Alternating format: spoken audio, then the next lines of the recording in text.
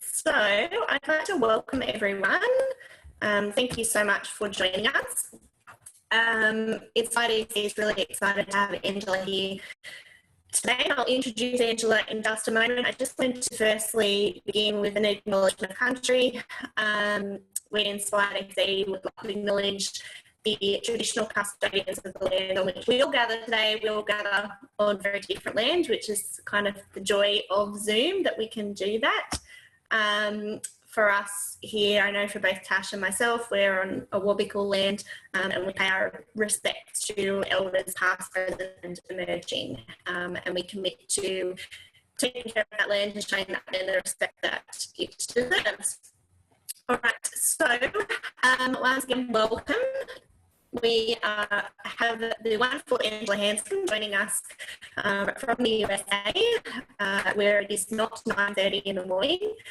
And I'm really excited about this one. And for anyone who's seen Angela speak before, I'm sure you know what street you're in for.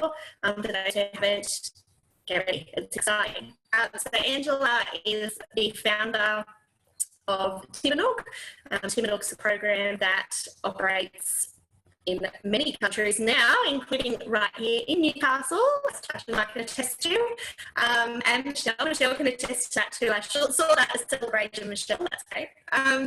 So yeah, Timbernook's a wonderful program for children, and Angela's also written the brilliant book Balanced and Barefoot, which you can find on our website. I won't do too much more talking. I'll let Angela get down to it. As I say, if you can keep yourself muted, that would be great. If you've got any questions, you can pop them in the chat box. We'll also have some time for some questions at the end. Now I shall hand over to Angela. Great, thank you for having me. So your voice was breaking up a little bit. Is my voice breaking up, or is it sound okay? Okay, all right. So just to give you a little bit of background, besides that as well, I'm a pediatric occupational therapist, and I'm a mother to 3 children as well. So I have a 15-year-old daughter, a 12-year-old daughter. I have to remember, they all just had birthdays, and then a 4-year-old son as well. And I live in New Hampshire, so it is summertime here, and we are just about to launch our summer camps at Timbernook next week. And I am going to be running my own programs because of the pandemic hit everyone hard, and we're a small business really that helps other Timbernook sites that are all small businesses. So I will be running my own programming for the first time in 7 years, and I'm super excited about that. So just a little bit of background about me. And traditionally, occupational therapists are not often outdoors, and so it was a little bit of a pathway to get there. And I'm not going to dive into that tonight because we're going to talk about something else. But I really just, in a nutshell, reflected on the occupation of a child is play, and a lot of therapists, what we do is we bring things indoors. And so we've really focused on indoor play a lot in my profession. And I kept thinking, what about outdoor play? And because that occupation has really been impacted in the past 30 years, we've restricted the amount of outdoor play kids are getting over the past 30 years. It's actually affecting their health and development in ways we never thought possible. And that's really my mission, is really to bring back that occupation of children through rich sensory outdoor play experiences that are really child-directed and holistic. So when the pandemic hit, it was really a unique opportunity because, well, first of all, we had so much time on our hands, so I had a lot of time to think. But just really paying attention to that, because when they started talking about reopening schools and what that was going to look like for children, it was pretty eye-opening. I'm sure you've seen some of the pictures and the talk about, opening up early childhood settings in schools. And one of my first concerns was overly restricting kids again in a way that probably even worse than before. And so that's something that we're going to talk a little bit about tonight. And the other key thing that really I want to pay attention to is the social isolation piece that happened with the pandemic. and really why outdoor play is probably needed more than ever before. So one of the first articles that came out, and I think it was maybe late March or April timeframe, was a English, I can't remember the name of the actual article because it kind of went viral, but it was talking about the importance of emotional and the mental health of children, and how one of our first priorities when we reopen schools is to really pay attention to giving children high quality play experiences again. And this was really a team of mental health professionals that were talking to policymakers, saying that this needs to be a priority, that we can't forget about play. And what I've kind of noticed in this world right now is there's just a lot of stuff going on, as you know, a lot of a crisis after crisis. And I feel like a lot of times play and children kind of get the back burner. And I really feel like they don't have a voice, you know, and we really need to protect them going forward and stand up for their rights. And the right to play and be a child is really important. A child has a very short amount of time. So I do feel like we need to pay close attention to that. So it seems that our priorities are, of course, health, right? And safety and education. And but we also want to remember that shouldn't be our only priorities. We want to also consider development of the child, the whole child, and also like the mental health components too. So health is not just keeping them from getting the virus, but also their mental health component of that. Another thing that's going to be impacted, and I'll probably touch on this tonight because this is really my specialty, is the sensory piece that's going to be impacted if we don't pay attention to the needs of children. And that impacts their ability to learn. So it's all neuroscience, it's all connected. So when we impact one piece, we impact all of it. So I was reading an Atlantic article about how the Hurricane Katrina was something that, and it was a very brief thing that impacted children, but they had done research on that and how children had suffered emotional disturbances just from that crisis, which was pretty quick. And they said, contrary to popular belief that children will bounce quickly back from a crisis, that's they often incorporate trauma into their growth and future lives. So it's not just something they quickly bounce back from. And play is actually how children deal with the situation around them. I keep thinking of probably the past 2 months, I keep thinking that we have to allow children really authentic play opportunities away from the fears of the adult world right now. They need that protection. They need to just be children. They don't need to have the burden of what's happening out there on their shoulders. It's way too much for them.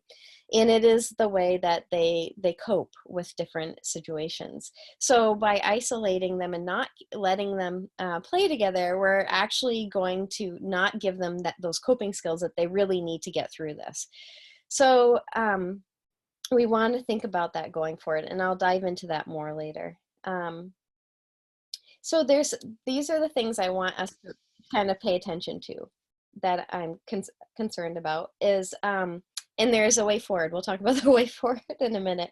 The number one issue is the social distancing piece. It's needed, but I want us to just pay attention to it. So I remember some pictures being out there of some schools when they opened pretty quickly, and they had drawings of children, and they drew little squares of chalk, and they had children stay separated from each other on the playground. So that was like an example right away of like social distance, not how you want to social distance children. And then you know, just this concept of, I've also seen, I think it was in Quebec, was one of the, another school that was the first open, where they were going to have the children stay seated at their desk all day long, and have their lunch at desk, and then possibly take away recess, because they're trying to protect children from spreading the virus to each other. But by overly restricting children, keeping them from connecting with other children, we're going to do more harm in ways that might not be seen at first. The other issue with the isolation piece is that a mental health practitioner recently reached out to me, and she said, let me know what I can do to promote Timbernook in your program, because she said this is needed more than ever. They're already talking about schools needing to hire mental health counselors when they go back, because they know that there's trauma for some children, especially children that are in disadvantaged homes. So she said that her caseload was already up 20%. With more frequent visits with children. And a lot of it had to do with loneliness and not being able to connect with their peers. So we want to pay attention to, so I said, children are experiencing intense grief and loss around their interpersonal relationships, being limited to Google Hangout or Zoom meetings. So really being able to spend time authentically with other children is going to be a priority for, I think, children of all ages. I know my own children were I think after about 2 months, we're like, phew, okay, it's time to start getting together with other children. I'm not sure what your regulations are over there, but they are opening some things up over here. In New Hampshire, we're actually our state's pretty, he was pretty strict, which is good. He protected us from a huge outbreak, but he's being very smart and moving one step at a time. And so we can get together with other families and stuff. And but we do need to be cautious about getting together with big groups of people. And so one thing I did right away was I allowed, there's a couple select families that we'll get together with frequently, and it would be just one family at a time, but just allowing them to have those relationships and to get back out there as well. So this is something that I want to just pay attention to, is the social distancing piece, and then overly restricting environment. Again, having children sit at their desks, this is something I have been fighting for the past 10 years, is not doing that. So and there's many reasons why, but I think we'll dive into that in a little bit. Canceling recess, all the things that, children do have a right to move and to play. So why outdoor play? Why is this a way forward? When I really thought about our program Timbernook, it was, and there's many outdoor programs out there that are going to work for this kind of opportunity.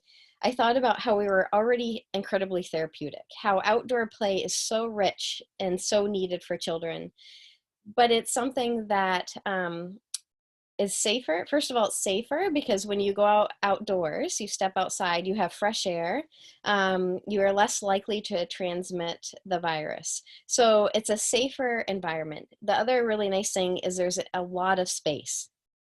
So the children, what happens is we take about 20 to 25 children, and what happens is they naturally separate into small groups, and they kind of socially distance on their own, and they'll pick who they're going to play with and what they're going to do, and they dive into those play schemes.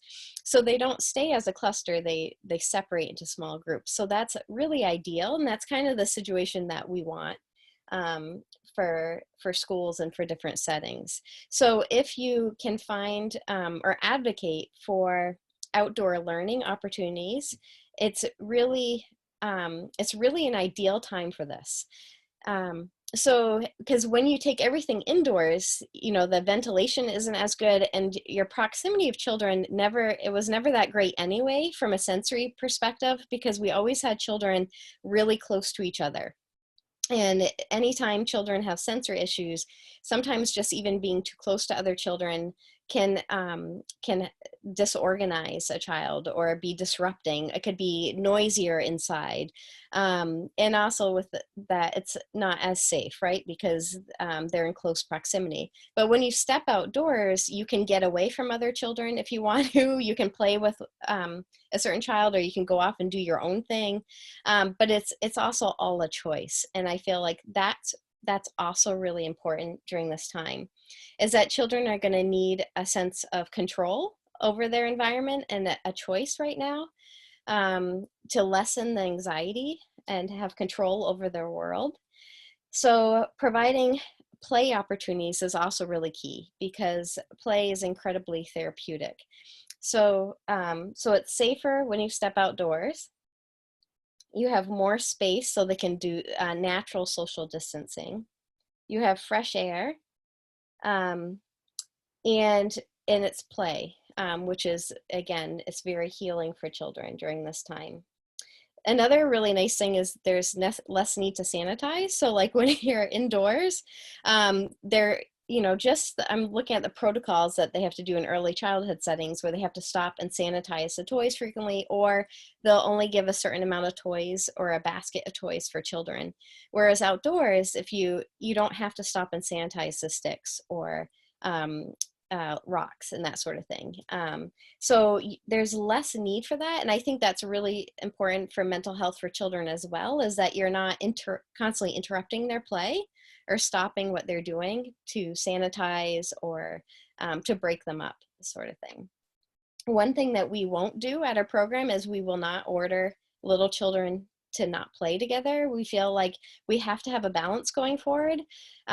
We have to do what we can to mitigate the risk, but we also need to keep in mind the whole child, and we need to balance what's really healthy for a total health as well. So all our parents, we're communicating ahead of time what we're doing and the protocols we're putting in place, and making sure to have a balance of what is truly healthy for all children. And this is actually standard for American Camp Association. They're all saying the very similar things, that they know that this isn't healthy for little children, or even realistic to have 3-year-olds understand to not play with another child.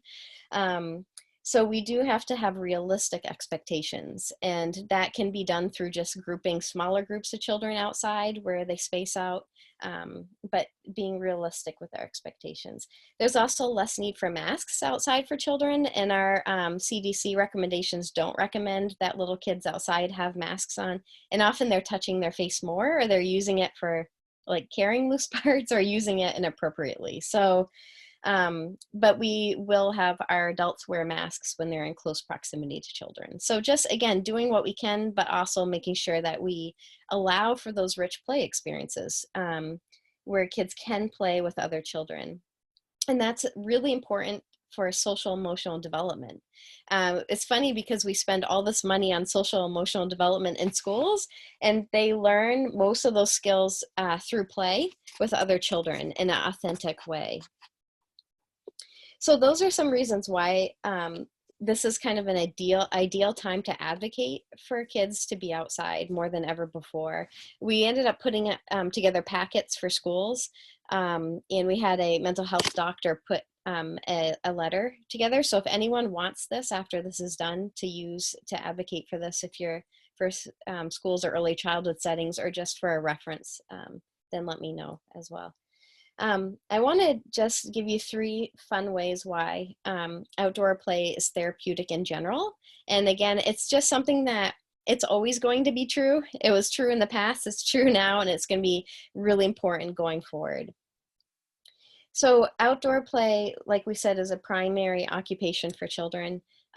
It's so important that we advocate for this. I think in general, play has gotten, just in the past maybe 5 years, more people are advocating for it, but for a while it was kind of like just for recess. I do believe that children learn best through play, and it's not just for little kids, it's all the way through, at least through middle school. We have children that will create giant ball runs out in the woods, and They are using loose parts, and they're using balls and duct tape and all sorts of items. And what they're doing is they're doing engineering skills. Their leaders come out. You have mixed ages, so they're learning from each other. They're taking turns. They're ripping the tape, so they're working on fine motor. They're doing heavy lifting, so they're engaging muscles and senses. And it's a whole body learning experience. It's not just sitting down to do a marble run type thing. It's like your whole body is engaged. So we want to think about how to provide more opportunities for whole body play experiences where the children are learning. Another one is movement. So being able to move, and this is really key that we don't overly restrict kids going forward, is really important for, we call it sensory integration. And it's basically organizing the brain so that they can learn.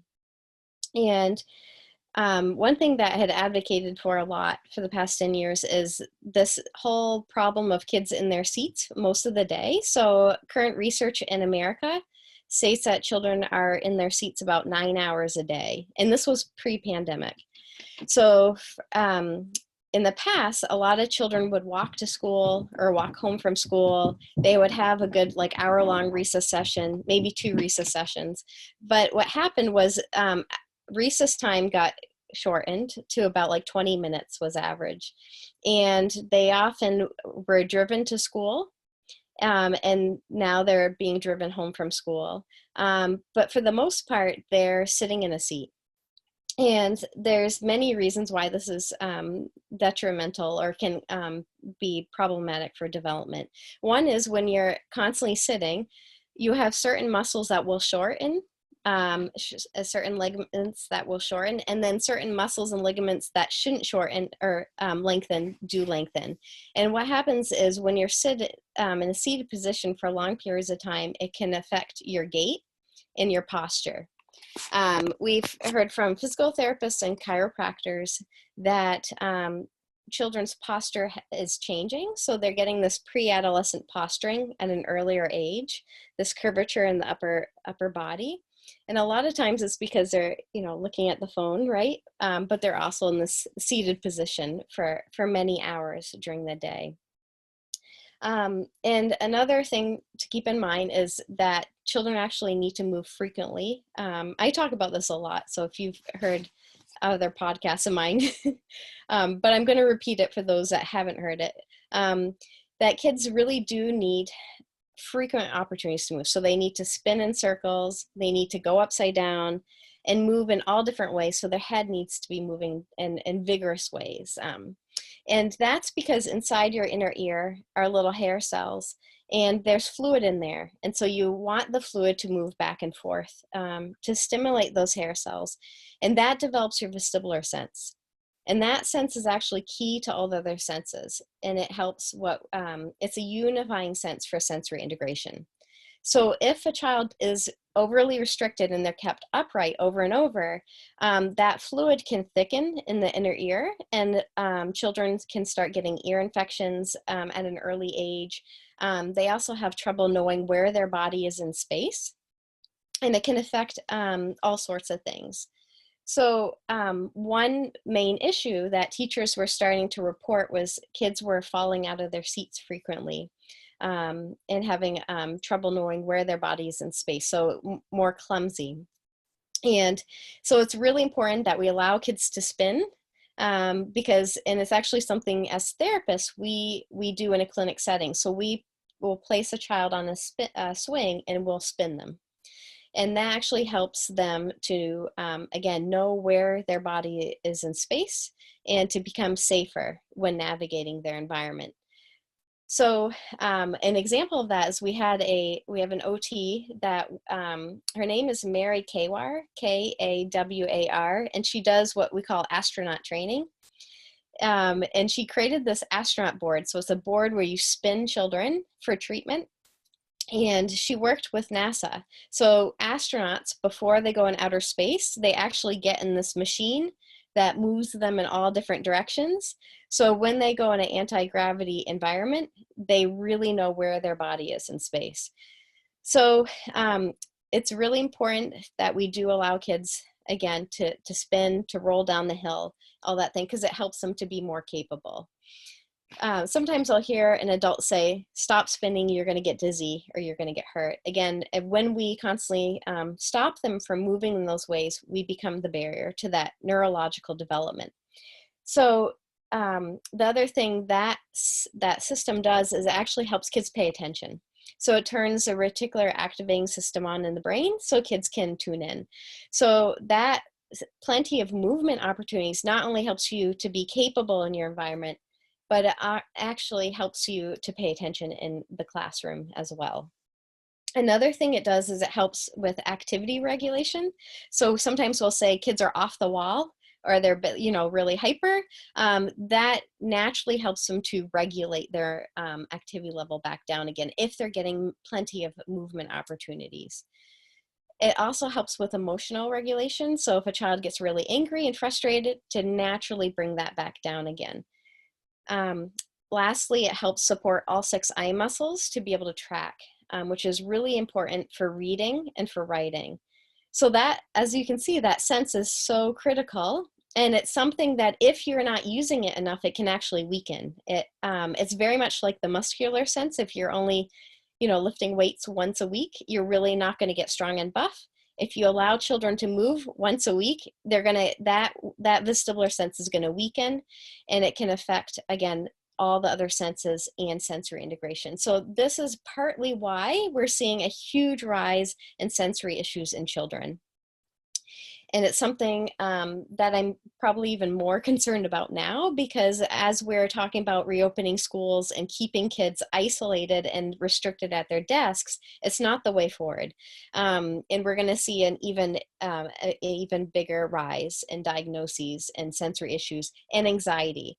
And the thing with sensory issues is there's often anxiety tied to it. They're often combined, so we want to really pay attention to what we do as a way forward for children. And this is why I really feel like being outdoors and playing and moving is the way forward. Another reason why I really am advocating for this is because nature itself, or being outside, is very healing and therapeutic. It's very organizing.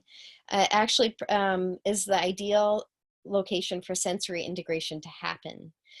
So, when you just step outdoors, you have multiple senses engaged, and your chances for that organization are going to be higher.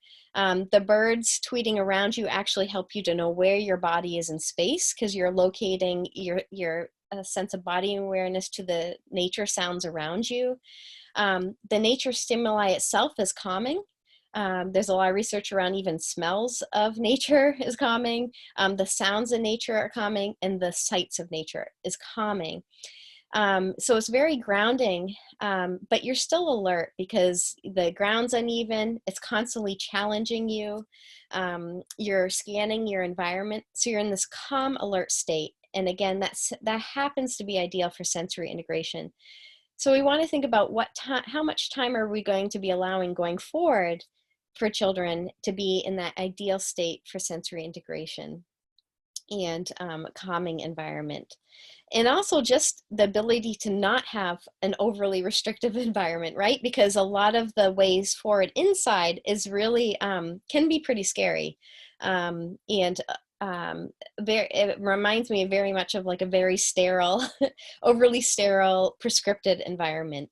So when we step outdoors, we can start breaking down the barriers. Again, the kids will naturally break up into small groups to pick who they're going to play with. There's less need to sanitize everything, less need to transition kids all the time. That's another thing.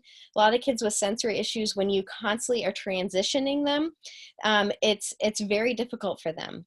So we purposely try to reduce the amount of transitions that children need to do. And I think we need to do that going forward as well.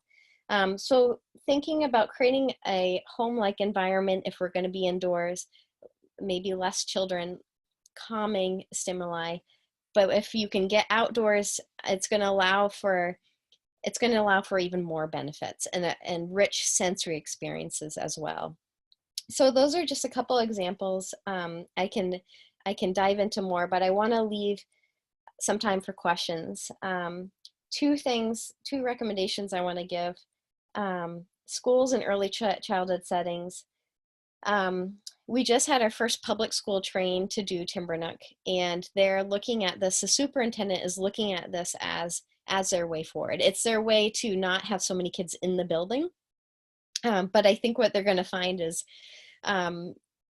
it's going to help off balance then, even if they had to do some remote learning. So there's some schools are here in America are actually going to do half remote, and they're going to do half in person.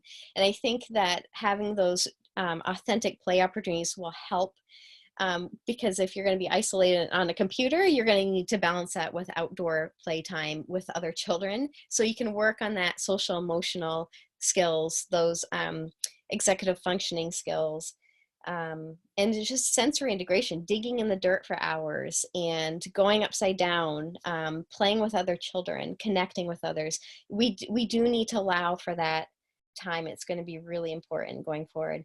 And then for parents, I do believe, you can be selective and, but I think we do need to prioritize allowing them to have some play opportunities. If it's allowed, of course, look at your regulations and stay within that. But if it's allowed, I would, really think about opportunities for kids just to be with their friends in person as well. Any questions for me?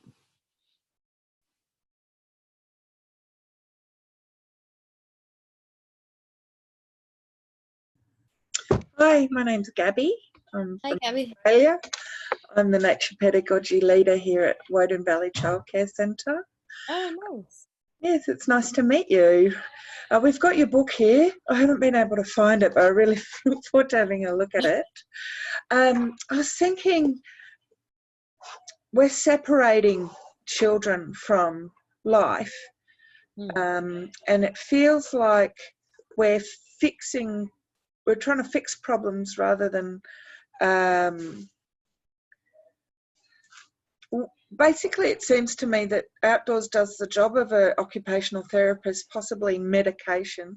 I'm not advocating for replacing proper medication, but it's going to be preventative. So what jobs are created, what industries being created by keeping children indoors? Oh, that's a really good question. Wow, that's a really good question. It's almost like we're outsourcing nature to individual, separate therapies. Yeah, I do feel like there's still a need for therapies, but my big thing is really paying attention to the environment in general for all children, and the fact that the past 30 years, we've seen a huge change in the environment for kids. So a significant amount of time decrease in the amount of outdoor play. And there was a rise in sensory issues like we've never seen before. So the demand on OT is huge. And so that alone tells me there's something wrong with our environment. Now the post-pandemic, I already know that it's going to be a problem. And I can feel it. Like we have to really protect kids going forward and making sure that they have safe places to play and be with other children. So I don't know if that's answering your question, but I do believe that if we change the environment, if we really provided rich therapy or sensory environments, the need for therapies would be less. That's my opinion.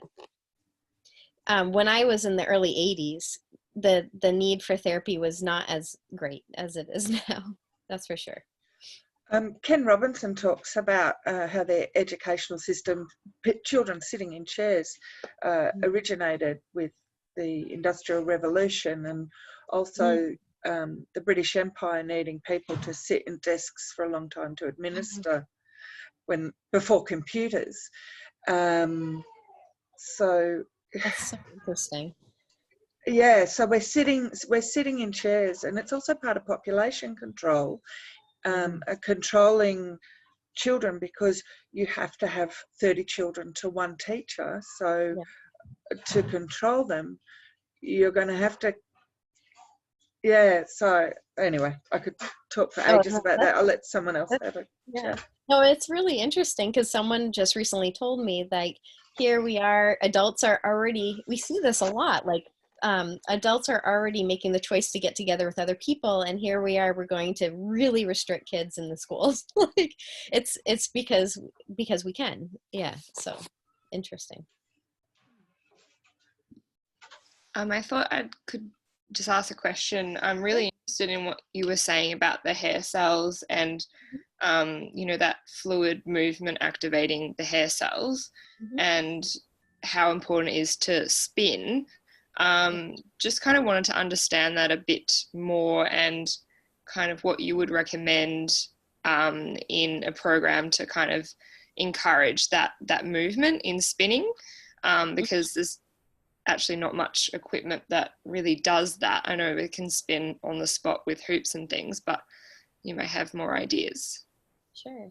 I do believe, again, maybe I'm a little biased, but I do believe being outdoors is the ideal setting for that.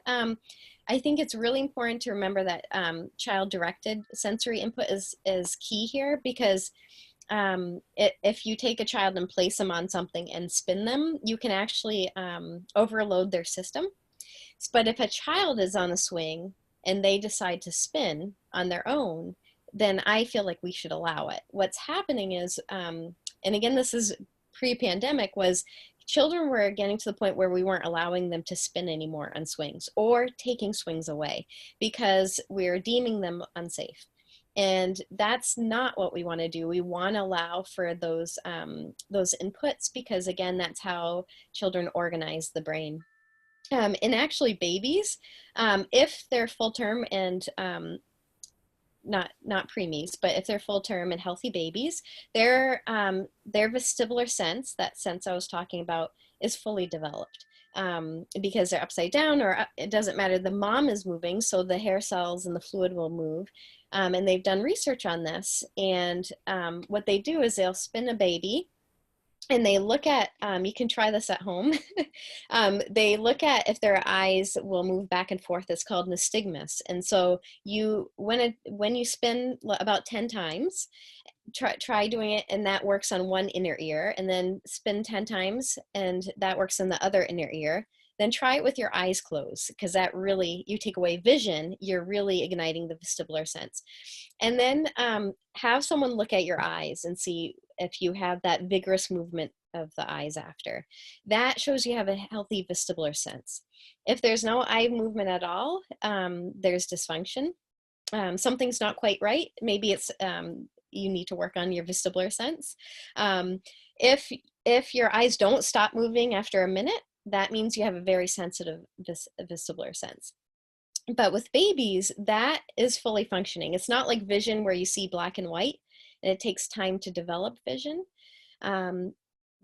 But however, if we take a baby and we keep them upright, so we put them in containers and we constantly hold them upright and place them container to container, and keep them off the ground, then again, that they're not getting the vestibular input they need.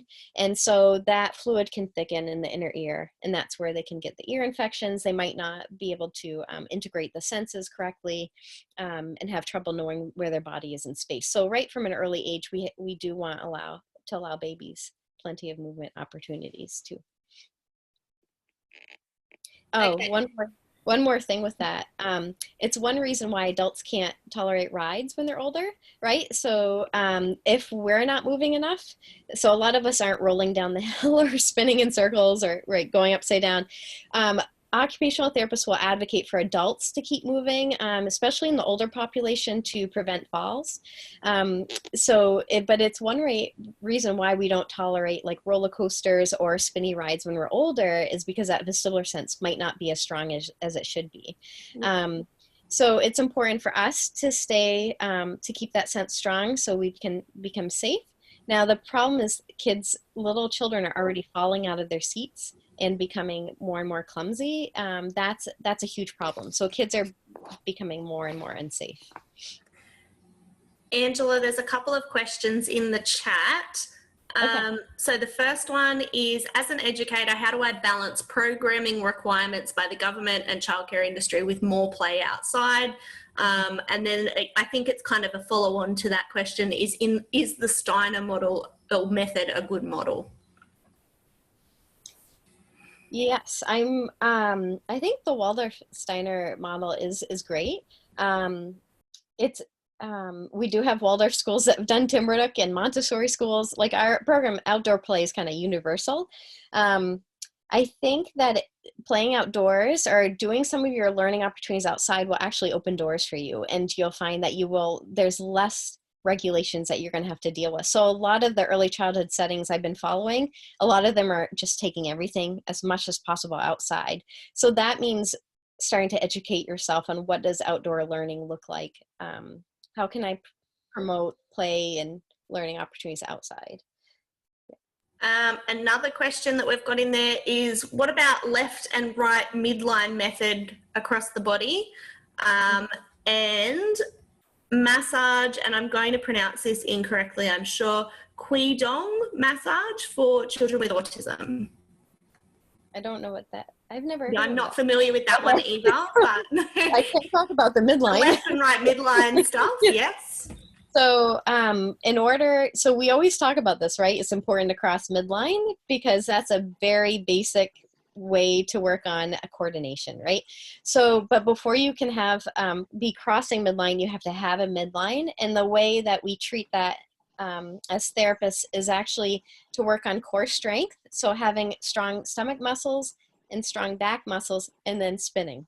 And spinning actually helps you know where your middle is. It helps you establish a midline. So once you have a strong sense of your midline, you're able to do some basic coordination stuff like crossing midline. Hello, that's my question. That's my question there, Shelley. Yeah, it's Qigong. There's a big study done on Qigong with the autistic children they can in America. And I thought they were doing it for 3 years. And what happens, they can reduce the autism by 30%. And I just want to know what you thought about for normal children, why we have it just for, would that work with normal children? It brings down the anxiety. There's a special method. You do a hands-on method. You do it regularly every day. It's called Qigong? Yeah, Qigong. It's a Chinese. I'd have to look it up because I don't know. Oh, okay. Sorry. Thank you. I'm out of the loop, I guess. Hi, Angela. It's nice to see you again. I want to add to it about the spinning, because since reading your book, I've done a little bit more observation on just my own children and children in the neighbourhood since we've been in, lockdown and things like that, just watching what they're doing. And I've noticed that when our parks reopened, the first thing that my 4-year-old did was run to the swing and lie on it and twist it. Oh, so awesome. And even watching my almost 2-year-old lately, just he'll be out the back and he'll just be like spinning. And I found it really interesting. There's a little girl down the street who has like a big material sling over the branch in the tree in her front yard, and whenever I drive past, if she's out there, she's always like lying on the sling and spinning. And it's almost like, if you're going to buy a red car, you see red cars everywhere. Once I read your book, I was like, the kids are spinning. It was awesome. It was very interesting that I just thought I would add, because I think someone asked before, how can you incorporate it in? So I don't know, maybe if you've got something in your centre that you can put a material sling over that the kids can lie on or something like that. But anyway. Actually, you make a good point too. Like, so the material swing, especially like that nylon material, it's very comforting because it gives them a hug. And then children, like, back and forth vestibular input is calming. So they will use it to calm themselves for regulation and, again, regulating those emotions, which they need. And the spinning is actually an alerting. It's like an alerting arousal type stimuli, but equally important for different reasons. Yeah. Yeah, it's been awesome. Great questions. Do we have time for one more? Yeah, if we've got any other questions, I'm keeping an eye on the chat box. If you're a chatter and you want to write it down, that's okay. Otherwise, you can unmute yourself. And did you know if you press the space bar, you can temporarily unmute yourself? You just need to hold it in while you're talking.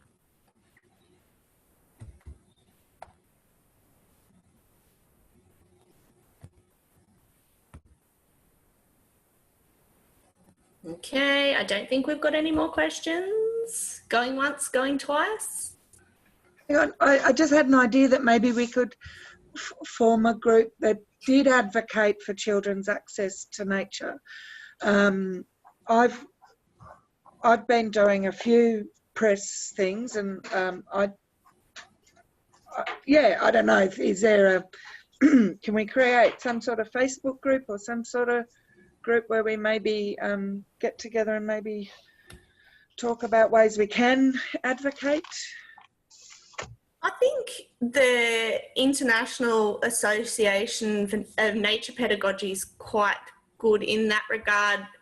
You're still quite involved with that, aren't you, Angela? Yeah, there's that one, and there's another one too. I can send it to you. There's a couple different groups that would be good for that. Claire Warden's? Yes. Yeah. There's one for Claire Warden, and there's another one too, but they're different they serve different purposes. So one is an early childhood nature-based, and they're all like relying on each other a lot right now. So I can send that one to Inspire DC too. Yeah, that would be good. Okay. And Tasha's just put down here too the World Forum. So if you're not familiar with the World Forum, they have an action group for outdoor nature play, that kind of stuff. So you can have a look. I'll just find their website. It's just like worldforum.org maybe. I'm just finding it. Perfect. Because yeah, that's a really good place to get involved as well. Because what I see is if we're going to advocate for children's access to nature, then people are going to need help transitioning their environments. So that's at the moment, that's what we're doing here at Woden Valley in Canberra, is we're transitioning from the plastic static to bringing in logs and creating areas where children have access to nature, like worms in the natural environment, places to dig, that sort of thing. So I just feel like a guide to transitioning from that 1950s idea of plastic and the illusion of nature and the illusion of control. Yeah, I feel like we need helping centres or directors and educators transition from environments that they have and doing it with the children rather than for them. That sounds good. There's definitely Tasha's just put in the chat group as well that the action group on the World Forum site has got guidelines and support in there as well. So there's definitely some good resources to be accessed there. And also it comes down to parents knowing to ask for it, demanding it, because if the parents don't know that that's what's best for their children. Yeah, anyway, I've been thinking about obstacles to children's access to nature, and they're just a couple. Yep. But now's the time. Now's the time, so, which is good. That's the good news. Excellent. I'm going to pop in the chat box the link to Angela's book. If you haven't read it, probably after today, you're feeling like you would like to, because it definitely delves deeper into some of what we've talked about today. So I'm going to put that in the chat box. yeah, anything else, if you kind of have any questions afterwards, just get in touch with us and we can pass them on to Angela and do all the connecting. Sounds good. Well, thank you, everyone. It was nice meeting you guys. Have a nice day. Thank you very much, Angela. It's been lovely to have you. And thank you, Angela. Probably let you go to bed. I'm assuming it's, I don't know what time it is exactly there, but Not too bad. in the morning. Thank you. Yeah, it's 8:30. It's not too bad. Although we did have another question just before. Oh, Michelle actually works with us at Timbernook Newcastle, and she said, when are you going to come to Timbernook Newcastle? It's going to be a while still. I can't even get there. It's going to be a while. Someday. She's excited. She's excited Someday. for the possibility sometime in the future. That's right. Absolutely. And she also said that your book is amazing, and when she read it, it felt like a new religion. Oh. All right, thank you very much, everyone. As I say, if you've got any questions afterwards or need to follow up with anything, let us know, get in touch. Otherwise, I've popped the link there for Angela's book. If you wanted to have a look at that, you're more than welcome. And you can go about the rest of your day. Thank you. And we'll all do the traditional Zoom thing and wave at each other, because that's what people do on Zoom. You don't do it in a real session, but you'll do it in Zoom. Come on, everybody, let's spin. Spin, spin, spin.